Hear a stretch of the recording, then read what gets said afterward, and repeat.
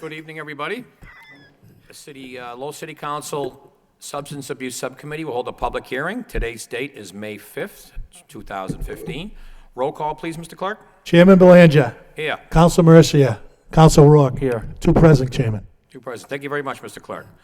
Well, I want to thank all of you again for your participation in this problem here that continues to worsen in the city limits, and it's not going to be cured, nonetheless, without a collaboration and hard work from several different organizations, and that's what we have here in this room. So thank you all very much. And I would like to introduce Frank Singleton, Health Department Commissioner, on hand today, Kerry Detremont from the Greater Lowell Health Alliance, Michelle Davis from Lowell General Hospital.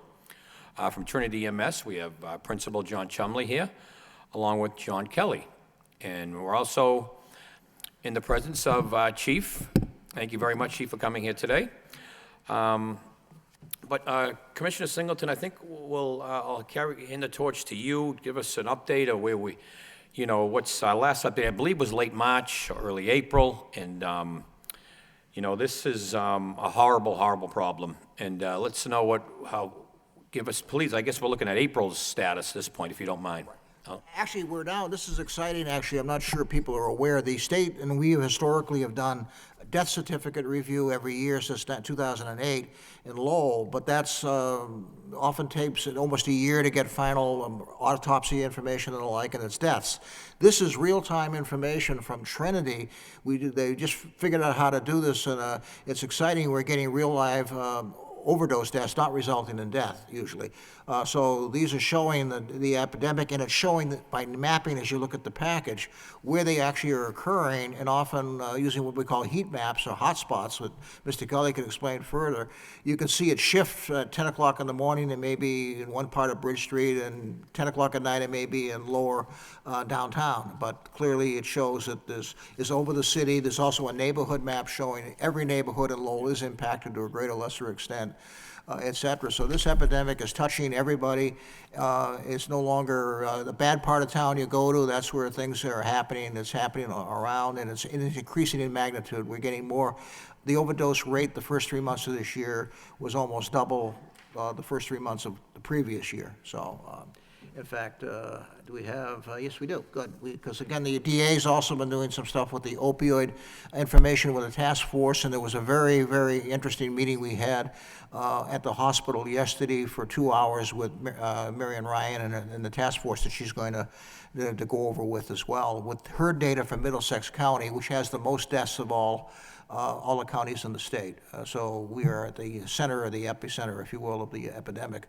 That's also including other drugs that we mentioned 2 weeks ago, but this is focused on the opioids and the heroin and those drugs that are causing people to die in public toilets, dying at home, dying. Actually, Trinity, when you go through the report, Mr. Kelly we're actually showing where they die now, where they're overdosing now. How many overdose in the home, how many are overdosing in public toilets or public places and the like. So I think maybe if we had a chance to go over his data and work through each page, that might help clarify more rather than me just continue to talk. That's a good point, Commissioner. Thank you for your input. John, I would like to recognize you here. Thank you. But yeah, if you could explain to the subcommittee here and the folks at home how we're deriving these reports and where this is taking us and where most of is this activity coming from, if you don't mind, if you want. All right, thank you. So all the data we get comes from our CAD, our computer-aided dispatch system. What we do is we're doing data mining of the electronic patient care report. So every time one of our crews interacts with a patient, they have to write a report about that interaction. So what we're doing is data sampling to try to find those calls. And then real recently, we've added the actual reading of the PCR so we can get more in-depth information. So the neighborhood map actually stems from, I think it was 2007, we were approached by the city for the same sort of thing. Back then, we kind of relaunched this in, I think it was January, at the request of the health department in the city, and try to show it by neighborhood where the overdoses are happening. So your former map, John, showed where the deaths were happening based on death certificates. So this is really exciting to see where overdoses are happening, not just what comes out of a death certificate. So this is a different type of map than the previous map. Yes. Some of these patients may have died, but that's not something that we have great information for. That's going to come more from the state. So what we've been doing, so we have 2012, 13, 14 annual totals. So starting in January, we're doing the neighborhood monthly total. So in last month, we had January, February, March. This month, we're presenting February, March, April. Next month, we'll kind of continue to go in 3-month cycles. So that way, we kind of see if there's any trends, if new areas are kind of breaking out. So we can kind of see where everything's going. And then the left side is just the same number, just represented in kind of graph form instead of by the map. So then, okay, so page 2 is a report we've come up with at the request of the, can I have a different copy? Sure. Thank you. At the request of the health department. So this is a report we're making monthly. I'm not sure, I'm sure you guys got it for March. So this first page is the overdose report. So this is all overdoses. So what we're doing is we're doing, through Excel, we're doing data sampling of the chief complaints. So there's 4 different locations that a crew member could document an overdose. So we go, when we sample each of those, we look for kind of conditional formatting. We look for words for heroin, Narcan, opium, oxycodone, that sort of thing. And we pull out all the calls that we consider overdoses. And that's what this second page is. It's overdoses. So it could be cocaine, could be heroin, could be lots of different things other than alcohol. And what's Okay. interesting is the upper part, the very first sentence, averaging 71 overdoses, a 2.4 average a day. Now, it's total overdose, not opioids. The second page has opioids, and it's averaging 39 opioids, for example, in April, or 1.3 per day. Given what this does to the medical system and all that, that's a lot of, that's, 30, over 40 overdoses a month. Yes, say the least. Okay, John. Counselor Rook, you have any questions? Yeah, thank you, Mr. Commissioner. Frank, these numbers here that we're looking at on the report, does this include the number of times the fire department administers Narcan to a person? Only if it shows up in the Trinity report. I asked Chief Pitter if he could make it, but he had a conflict along with his EMS lieutenant, so we need to get that from the fire department. It does show later in the report, John, right, that I believe the fire department in the month of April administered 4 times Narcan. But that's probably not complete. That's based on your records, right? Not Yes, the sir. fire So that's, yeah, not to jump ahead too far, but that's what our patient care reports showed, not actually what they did. So if one of our caregivers didn't document Lowell Fire gave it, it would not show in that. Yeah, 'cause, just making a couple of phone calls before I came in today, they've given out much more than 4 doses of Narcan in April. So maybe, Mr. Chairman, going forward, we can include the fire department in reports, because I think the number, unfortunately, would be a little bit higher than what we're dealing with now. Okay. It's overall on the state that, as I understand, first responders now having Narcan are doing save after save after save. It's not just 1 or 2 a month, it's much more than that. So I assume the same is true in Lowell, but I really don't know without Chief Pitter's statistics. So what happens is, so if the call comes in, the fire department is most of the times the first one to show, and then Trinity is close behind, if not at the same time, showing up on scene. So these numbers depend on who administers the Narcan, whether it's Trinity or the fire department? So, yes, yeah, and it depends on the documentation of the crew. So that's how we're getting all of our information. So again, if the crew member doesn't document it, then it doesn't get included in it. Okay, so I guess either one or the other, either the fire department documents it or Trinity would do it? Yes. Either one? So at no point in time there'll be a duplicate, it's either one or the other? Sometimes you give a double dose. And the only reason why I'm So asking is just... fire may give it, then just we give may us give a it number after. of how many times, Narcan is given or an overdose happens. Just, that's the only reason why I'm asking, so Yeah, thank you very much. sometimes they don't come in as medical calls, and the fire or police may be there and there's an actual overdose, and then they have to call for the ambulance to come. That's why we wanted the emergency first responders to carry it. Maybe the police chief could go on that, but it's not all calls that come in say medical, but yet when you get there may be an overdose of somebody unconscious or the like. That is true. That is true. Could be unrelated to a medical call initially, or it could be a person down or some kind of a disturbance. But sometimes when they get there, they find an individual that's suffering from an overdose. And the frustration was expressed as part of getting this law passed was how waiting for an ambulance seemed to take for an eternity while the police officer or the fireman was on scene. So now it's to get everybody involved with emergency response to possibly have Narcan available to do what they have to do. Again, normally if one does it, the others don't. So has the health department reached out at all to the fire department to see what the numbers are as far as they're concerned? I'll get those from Chief. I try to get Chief Pitter or his EMS lieutenant here, but unfortunately they had a conflict because of the Friday notice, so we will get that information to the committee. Thank you. Thank you, Councilman. It's an outstanding point you made, that, you know, these, as detailed as these reports are from Trinity, you know, we need to know the actual numbers. That's correct. Okay, that's very, very important as we go to our next attendant here. I would like to introduce Middlesex District Attorney Marion Ryan for attending here this afternoon. And Marion, thank you for coming today. You've been on the front line this a long time. You're working extremely hard, and we're very appreciative of that in the city of Lowell. We welcome you here today. And I know you just had a meeting yesterday. If you could maybe brief the subcommittee and the folks at home, we'd love to hear it. Sure. Thank you. Thank you so much for having me.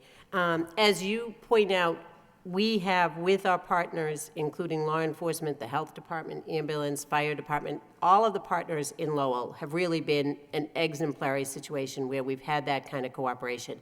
We began our task force up here 3 years ago, and just last month, we invited the members of the governor's opiate task force up to view our meeting, to participate in that, to see the way we have people working together on this issue.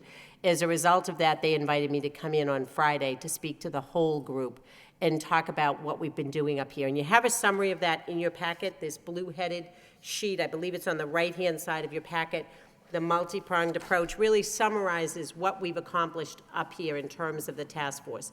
I think it's maybe the second sheet in. And it talks about all of the things that we've been able to do. We have really taken the focus and put everything that we're doing on the opiate issue into 4 categories.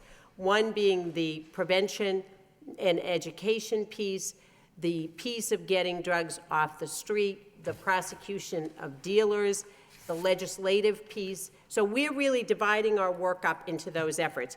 What we talked about on Friday and what we talked about yesterday, and I think is the unfortunate reality, is we have done very well here. We have gotten lots of things done. We have trained prescribers. We have been in the community. We've provided the disposal boxes. We've worked with the police department and other partners in terms of making arrests of people moving a large amount. The sad reality is that this is a long-term problem. If you look at the map on the left-hand side, these are numbers for which we have absolute certainty because these are the numbers of overdoses that the troopers assigned to my office are responding to. This is current as of last Thursday. What we know is that despite the fact that we had a very high rate of fatal overdoses in January and February, where we thought we would really be significantly ahead of where we had been, our numbers do seem to have stabilized. We had some issues over the weekend, but we are somewhat back on track. Our number last year was 145 fatal overdoses for the year. We're now in the second week of May, and we are at about 72. So ballpark the same kind of number, which is a bit of good news, as bad as the numbers are. That is in part, obviously, due to the Narcan use. It is in part, I think, to our use in getting drugs off the street. I hope it is in part due to our working with prescribers and the emergency room providers up in this area in terms of talking about prescriptions and what's out there. But what's clear after this 3 years is this is a long-term problem. And the good piece of that is our task force is really poised to be kind of going to a higher level and looking ahead at what we need to be doing. And I suggest that those are 3 things. One of which is we need to be looking at the provision of services for the generation of children who are growing up in many of these households where incidents are taking place.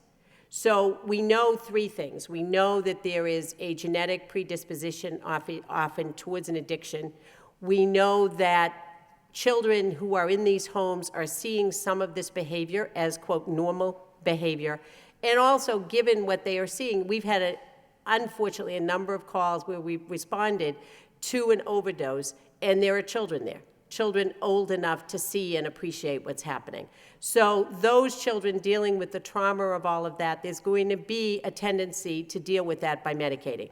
So our next phase, one of our next phases at the task force, is to start looking at how are we providing services for those children, what kind of services need to be out there, and how do we steer them away from the behavior that they may have seen. Because while we continue to work on the day-to-day of dealing with the people addicted right now, we've got to be looking to the future, because there is another generation of kids that are coming through this. The second piece is, as you know, one of the things the task force has been able to accomplish is the starting of the drug court at the Lowell District Court. That court is just about a year old. It'll be a year old at the end of the month. To date, we have had 31 people go through the drug court. As of today, none of them have been arrested for a new offense. We have had relapses, but no new offenses. That zero recidivism is remarkable, given the population. What has become clear to me in doing that work and looking at the cases coming in is we need to have a drug court track that is catching people sooner. Because right now, you have to be high risk to reoffend to get into the drug court. We don't have a track for people to be, who are just, maybe they haven't amassed much of a criminal record at this point, but they clearly have an addiction and are heading into that territory. I've spoken to the folks at the court. We are looking at some grant opportunities from that. It's my hope to pretty quickly get that second track going so that we'll have an opportunity to do that. And finally, the third piece that we need to be looking at is some of these other education and legislative pieces that we want to move forward. We have proposed that legislation which looks to making the N-bomb, the smiles, the synthetic LSD illegal. We want to be dealing with that piece. So those are the things I think we have to start while we continue our work on the ground, which we are fortunate to be in a very good position to have done that. But we need to be moving ahead in terms of where we're going with these pieces and the court model, and also the fact, the very simple reality is, and I think everyone would agree with this, we talked about this yesterday, is another piece that we've been able to get done in collaboration with our legislative partners, with the task force, is the beds up at Tewksbury State Hospital. We are supporting now a plan, if you will, to double that number of beds. Those beds that we have are filled all the time. I have no doubt that if we double the number of beds, they will be filled as well. What has become clear is the need for good long-term treatment. I don't really think that's going to be able to be publicly funded. So one of the things I'm working on is forging some public-private partnerships with the hope of gaining some money to fund some other beds. We've successfully done that, for instance, with the ambulance company and lots of other private industry. There just isn't going to be money in the Commonwealth to provide services for everybody. And I think there are ways of creatively doing that that will allow us to continue this work, to have the second track of the drug court going, have services available for people who are seeking treatment, and also help us to start focusing on the kids that are living in these situations. And if you look, Corey, at the actual left-hand column that she mentioned, the explosion of heroin, where in 2012, only a few years ago, 65 deaths instead of 72 the first several months of this year, but the heroin percentages are just shooting up more and more. So the prescription drug thing may have started this, but it looks like heroin is more and more becoming a major issue, Chief. I mean, again, right, you're saying it's on the street, it's pure, it's, you know, cheap. It's very cheap. Yep. Well, District Attorney Ryan, outstanding presentation. Thank you. You are tackling this problem unilaterally. You're getting all aspects, all angles, you're coming at it from all angles, and what you're implementing is working, okay? And we all know this is a long-term battle. There's no two ways about it. But here in Lowell, that just to update you, that those synthetic gateway drugs, if you will, that were commonly on the variety store shelves with smiley faces are now banned through the work of Councilor Rourke, myself, and are now banned in the city of Lowell. And the chief, and it was a unilateral effort from all of us that we've seen this as a problem for kids stepping up. And so we're doing all we can here. With your help, we know we'll get there. Your office is, I believe, the flagship in this fight in the Commonwealth, and I appreciate sincerely, because it's us, the cities, who get hit the hardest. But yet, this is everybody's problem. It really is. It has no boundaries. I don't have to tell you. It's rich, it's poor, it's city, and it's town. So please continue your efforts, and you have our support 110% here in the city of Lowell. Commissioner, to you, now, just a real quick question on the synthetic issue now. Of almost all the merchants, how are we doing there? They've been all Yes. Notified and We're pretty well signed that finished that. waiver? Now we're working on more, some of the educational premises and the business license issues. We've actually met with the city clerk, we've met with a number of city departments to make sure clearly that message is out from the get-go. You cannot sell these products. If you do, you're gonna lose your license, or you're gonna be in deep trouble with the city. So, we haven't seen any evidence, but as we said at the last subcommittee meeting, we're not the type of person that someone may volunteer that they're selling this under the counter, but we will start working on teasing that out if by doing like we do with alcohol or with tobacco products. If we have to send people in that are underage to try to buy, we will. I mean, but we're clearly working with the police department on that as well. If knowledge comes in, they'll confiscate the product. By the way, one other issue that the DA mentioned, there's a big meeting at DCU in Worcester next Friday on school nursing, on opioids, a whole-day conference, and my staff's going there, and we are going to definitely explore the whole need of really using school nursing in the school systems to get the message out consistently throughout multiple grades, because we've not used the school nurses in a formal sort of way, and we really need to plug them into this because they're in every school, but they haven't been actively engaged with dealing with this opioid crisis. Thank you for mentioning that, Commissioner, and District Attorney, to you, that, I believe that, this opiate addiction abuse should be in our curriculum here in the Commonwealth. That's correct. No two ways about it. I mean, we all know too many stories of 17 and 18-year-olds, good athletes coming from good families, get injured, knee, back, whatever it may be, end up on pain. I mean, they think it's absolutely harmless, that they're taking a painkiller to, having surgery. They think it's absolutely harmless. And they have no idea what it leads to, and they don't see that coming to them. And I think that's something we should work on. I know you're on the front lines of that. It should be I'm no expert in education. I'm not sure what grade level to implement this, but it absolutely should be a credit course in our curriculum here in the Commonwealth. It really should. All that'll be actually brought up on Worcester, and I'll bring it back. They're actually having curriculum experts in there, other people. I'm not an educator either, and they're going to give us a whole outline of where they are and what's recommended, and see if we can get it implemented in Lowell to start with. That's a great idea, Commissioner. Look forward to that. But now I'd like to, Chair would like to recognize Kerry Detrimoff from the Greater Lowell Health Alliance, who's working extremely hard on this issue. Kerry, what do you I have? just wanted to speak to, doesn't sound like you can hear me, but I just wanted to speak to that last issue that you were talking about, because the Greater Lowell Health Alliance last year alone gave $200,000 to the community agencies in this area for grants around prevention and education, and $100,000 of that alone went to a regional effort to try to incorporate substance use into the school systems, not just in Lowell, but as a regional effort. They're struggling. This group is struggling, and it's not an easy, it doesn't seem to be an easy solution.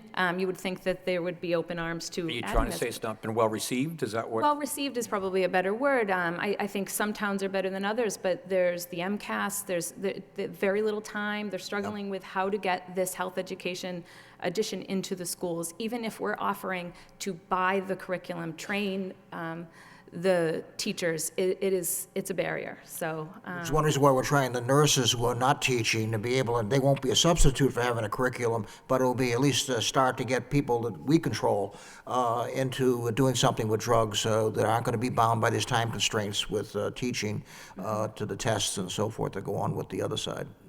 the Greater Lowell Health Alliance also has a substance use and prevention task force, which under that task force, we have a curriculum development committee that's been meeting for quite some time just to discuss this one particular issue. So we're fully supportive of it, and we're just hoping that even just discussing this now, if there's anything that anyone can do to help us get this into the schools, I think it's important, and I think anything the council could do to help move that would be Yeah, helpful. no, Kerry, I agree. It may not be very popular, but 10 years ago, this was not a popular issue to talk Right. about, and that's why we're in the shape we're in 2015. Right. Okay, because too many people want to close their eyes and don't want to think it's their problem, and it is. Everybody has a responsibility to this. For the chair, I'd like to recognize Michelle Davis from Lowell General Hospital. Michelle, would you like to add anything to this on the programs that you're doing? Well, obviously, the hospital is completely invested in improving the overall health of the community. So this is one of those issues that we are at the forefront of and seeing every day in both our emergency departments as well with our physicians, and have been working closely with the DA and locally. Lowell General Hospital did meet with the health department and wound up giving a $50,000 grant over 3 years for that synthetic drug program. And I think something for us to evaluate over the 3 years as that continues, if we have a lot of success with that this year, to make sure that we're using those funds each year in the education in the ways that we see fit as a community, and seeing if there's an opportunity, because it's a grant from the hospital and not a state or federal grant that is very restrictive, we can adjust as we see fit over time to make sure that those resources really are benefiting our community in the right way. Obviously, we're invested in the problems within the system of us being able to get the resources for our patients that we need, which goes to the point about access to beds and services. And without access to that, we do have many patients who sit in inappropriate areas, like an emergency department, because they can't access the resources they need. So we're invested in making sure that those patients and the patients honestly around them in the emergency departments are getting the services they need, and as quickly as they possibly can. Waiting 24, 48 hours, 7 days is not appropriate for someone who needs services, and that's the reality. I often tell people 24 hours seems quick to me at this point, and that's not right. And another initiative is the explosion of drug-addicted babies that's taking place, literally an explosion.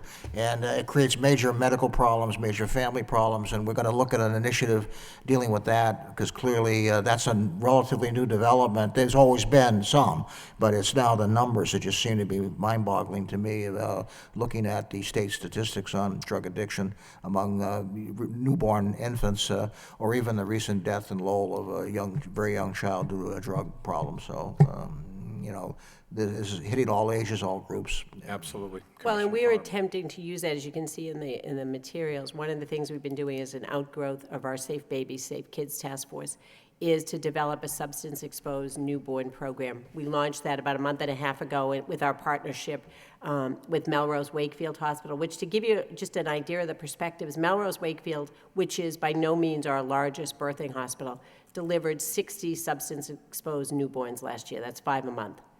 So those are babies requiring an extraordinary amount of care, lots of resources, and what we are hoping in rolling out this program of education and targeting it at the OBGYN offices and care, hospital facilities, is what we know is that pregnancy is one time when a woman may consider addressing their addiction. They now know that they're pregnant. They know this isn't a good thing. It is an opportune moment to try to get there. But again, it's not enough to just come in, get them through the 7 months, and then have an infant who may be exposed as well. What we're really looking at developing is a continuum of care. So it's almost like our GLEAN, our high-risk task force up here. You really wrap yourself around that mother, providing services that they may need, all kinds of services, whether it's housing, work, whatever it is, to give she and the baby the best chance at success. Wow, very alarming. Also, there's one other chart that, by the way, I don't want you to skip over, but we've dealt with the city clerk on. These are the death certificate reviews for opioid overdoses resulting in, obviously, death as a death certificate. And the numbers, if you look at them, are just growing, but the most recent year, we are still waiting for 56 autopsy reports to confirm by the medical examiner.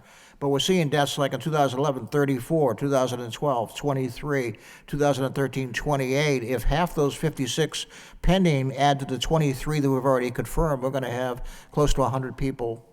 This has happened over a very short period of time. I mean, these are just tremendous increases. If this was Ebola or meningitis, there'd be a whole different issue going on here. Anyway, I think that chart is very important to see as well. And what's, alarming here, the 70 or 80 some odd overdoses just here in the city, is the average age male 38, female 39. Right. Right. That is very, very alarming to me. That's correct.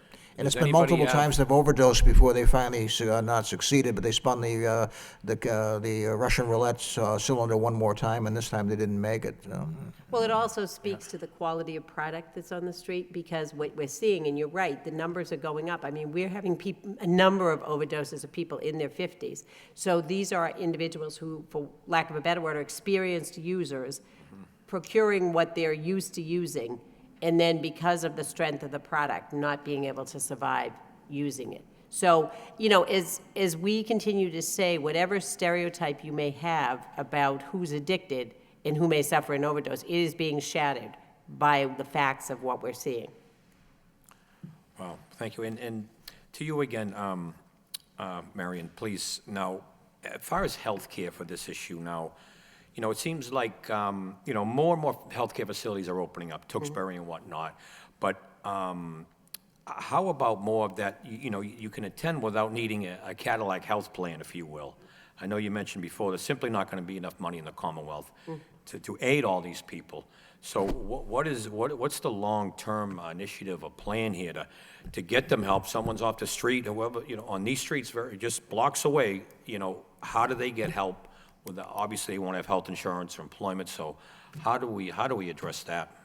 My long-term plan is what I said. I think there are a number of private industries, leaving aside the human tragedy of this, if you look at the cost in dollars and cents of this addiction and where that cost is being felt, I'm optimistic that we will be able to forge some partnerships, some public-private partnerships with some of those industries that are being impacted by the cost. For instance, healthcare.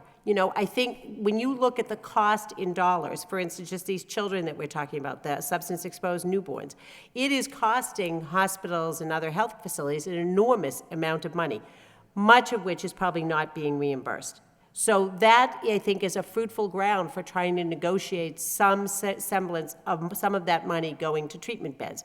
There are other private industries that are paying a cost, whether it be in reimbursements or whatever it is, workforce, whatever it is, that they are losing, that I think this is an opportune time to try to strike that partnership. Just as we have in many other ways. That is how I have been able to do many things in the district attorney's offices, by making those partnerships where people are happy to help us in that project, bear the printing cost, bear whatever, so that we can do more. I think this is a very similar thing, because I do not think, knowing how the numbers are growing and the amount of money this long-term treatment costs, what you see with the drug court is that it is successful because it's long-term.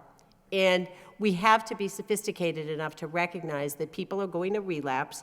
They're going to need treatment often 4 or 5 times before they really find their path.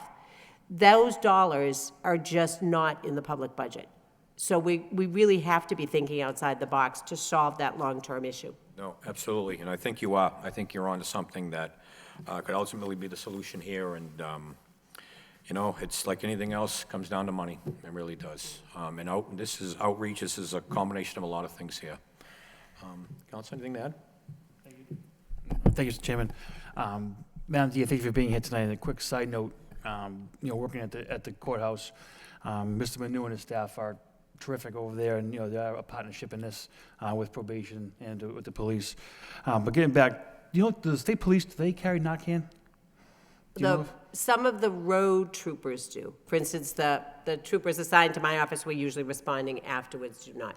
Okay, and so this sheet we have here, these are deaths that are reported by the state? Yes, they are deaths to which troopers in my office responded as an unattended death. Okay, So that's why we have solid numbers there. So it wouldn't include the local police departments in the county, or does it? It does, Okay. it does, if there was a death. It doesn't include people, for instance, who survived on a Narcan situation or something like that. Okay, and just a curious question, when it's not known yet, the reason for the death, what's the lead time on that before we do know from the medical examiner's office what it is? The toxicology results, if that's what we're waiting on, as we would be in these, it can be a long time. It can be, multiple months 6 months or before better. we're getting, at least 6 to 9 months, before we're getting those back. Okay, great, thank you. Quick question, Chief, for you. I know we talked before, is the police department any closer to carrying Narcan? We did receive a grant to both train and equip our officers, our first responding vehicles with Narcan. Great credit to the district attorney. She supplied us with our first 30 doses because there was a shortage in terms of being able to access it. So that was great. Currently, we are completing our training, so we will have all of our police officers trained in the use of Narcan by the end of June.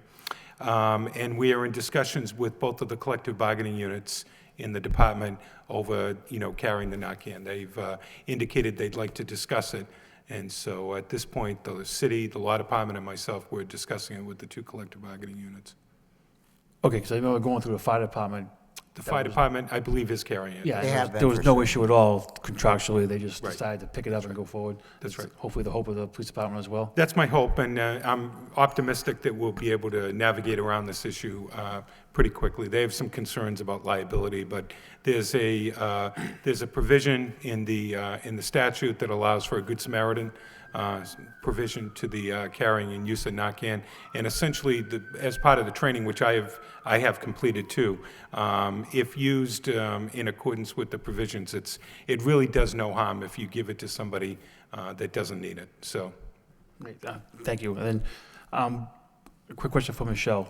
So whether it's Trinity, the fire department, or the police, when they bring a patient to the ER, and, it's a apparent overdose that they've been saved or they're going through the process, does the hospital have any type of, are they held for an evaluation by a psych eval or a drug and alcohol eval? Is there anything in place that would allow the hospital to at least talk to them first to see if they want help, if they need help, or, to the fact that it's pretty obvious, maybe they said statements to fire, police, or the emergency services about, wanting to hurt themselves or, overdosing on purpose. Does the hospital have any type of, I guess, for lack of a better term, sanction to keep that person there until they're talked to by somebody?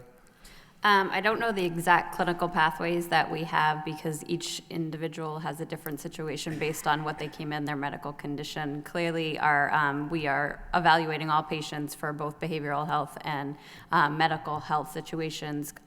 We do not, as most of you know, Lowell General Hospital, most of our services are more on the medical side than the behavioral health side. We do contract most of our behavioral health services outside, which is where some of that delay in care happens and getting some of these patients evaluated. I think until we start viewing behavioral health as the same as a medical condition, we're going to continue to have that challenge. Our first reaction is on the medical side, and then behavioral health is secondary to making sure that they're stable on the medical side. However, in most of these situations, they do have the right to refuse treatment and leave at their own will once, they're cleared medically, or even if they're not cleared medically. But I don't know the exact protocols per each situation. I can get that information. Yeah, so if the police brought in someone's highly intoxicated and, their levels are, 0.3 or 0.4, does the state mandate that person has to stay there until it goes below the legal limit? They can't just walk out high, correct? There's no mandate that we have to keep them against their will at the hospital. that's where we come in. Yeah. Legitimately, we have the ability to exercise some discretion in this regard. And as part of the training that you receive on Narcan, the mere fact that somebody ingests opiates or heroin to the extent that they potentially are fatal, that is going to require either a voluntary, in most cases, or if necessary, mandatory transport to a hospital. And if the patient refuses, we think we're on very solid grounds to make them go even against their will for a potential evaluation. Excuse me.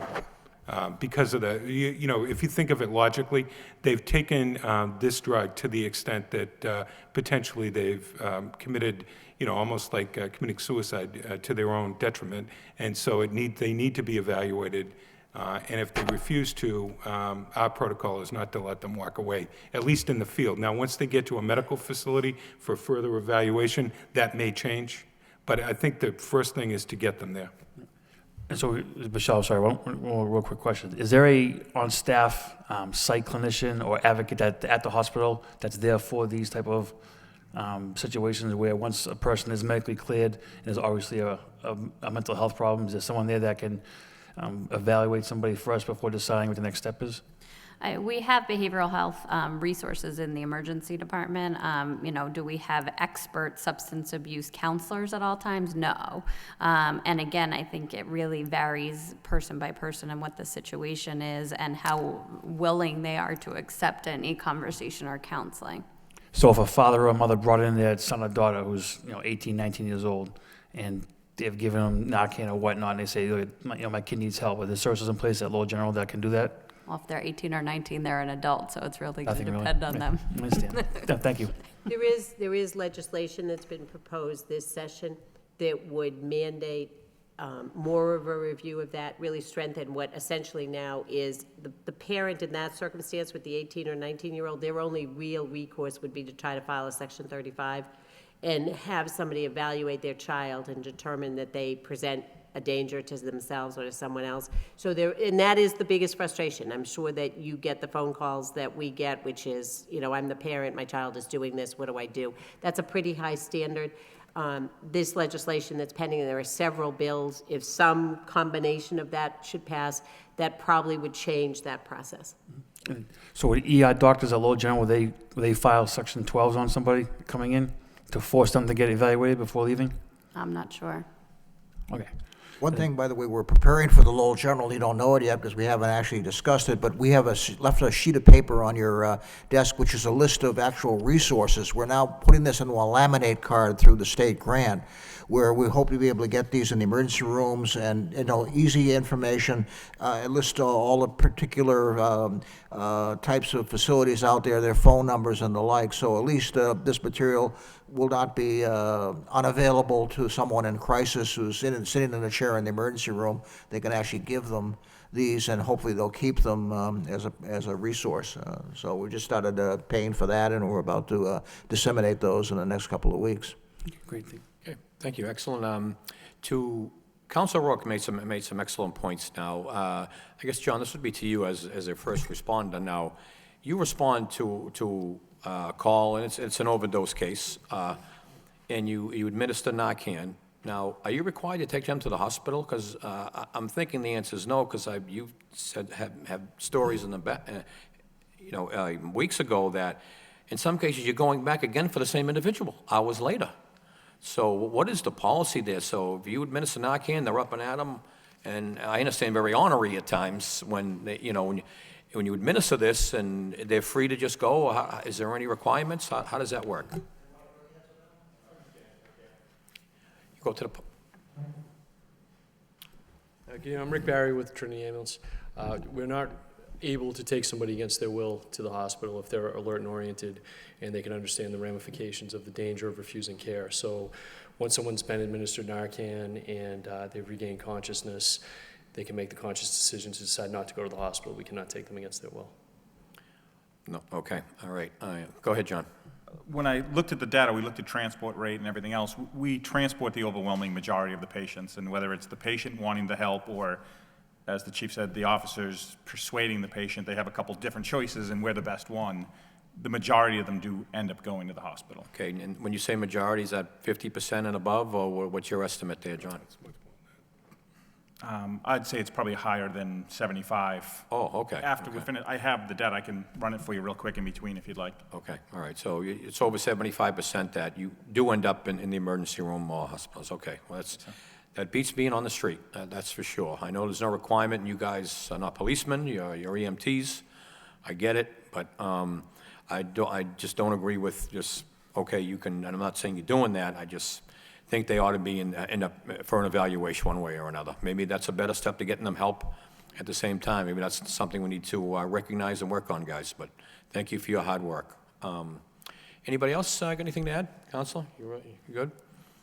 Just in closing, Mr. Chairman, Frank, if we, like I said before, if we could just get a total number with all agencies involved, through Trinity, the fire department, Yes. Maybe the state police if they're involved in this, and even if you could do private homes, just curiosity of what percentage of overdoses achieved with Narcan at the survival rate. Right. Just give us a In other words, baseline. you want the fire department numbers of actual applications of Narcan. Sure, through the manager, I'll get that through Chief Pitta. I'm sure he has that data. He just couldn't make it here tonight on short notice. Great, thank you.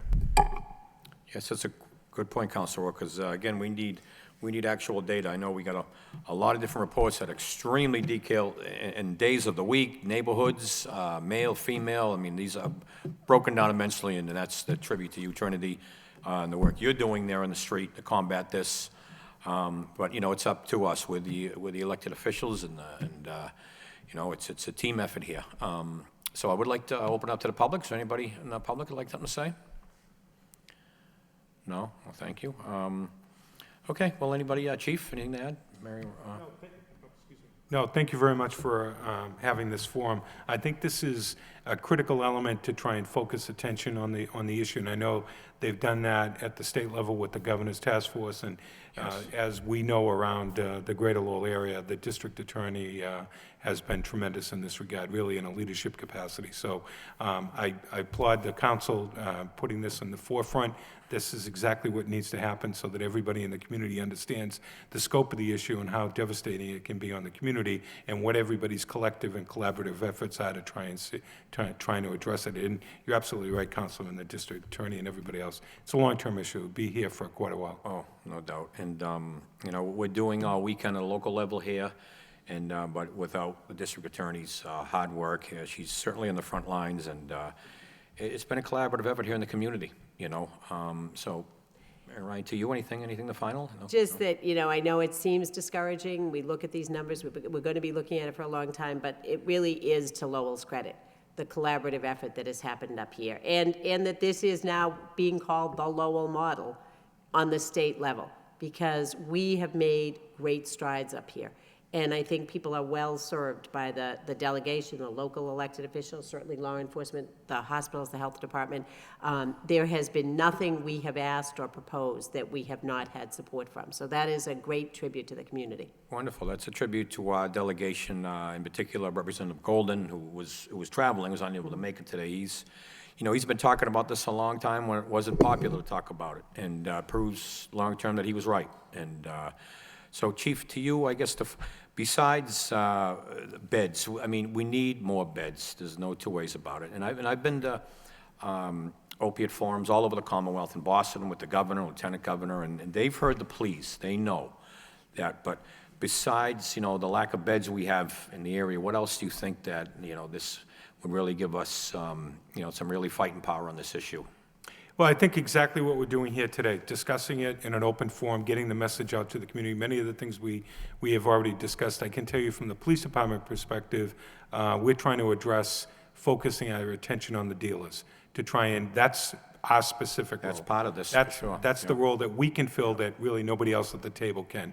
So that's one of the things that we're trying to do, to see if we can address that and go after these individuals that are bringing this poison into our community and giving it to these poor, unfortunate people that are addicted to it. So really, it's a collaborative approach. I think we're all going in the right direction. I'm optimistic that, you know, increasingly with the attention that's being focused at it across the state, certainly locally, that will turn this ship around and start to hopefully see these numbers recede. I can tell you that at a national level too, at a federal law enforcement level, some of the briefings that I'm privy to, and I'm sure the district attorney has the same thing, they have focused their attention too. They have fairly good intelligence about how the heroin and to a certain extent the fentanyl, which is being laced into the heroin, is coming into this area of the country, and they're focusing their attention on it.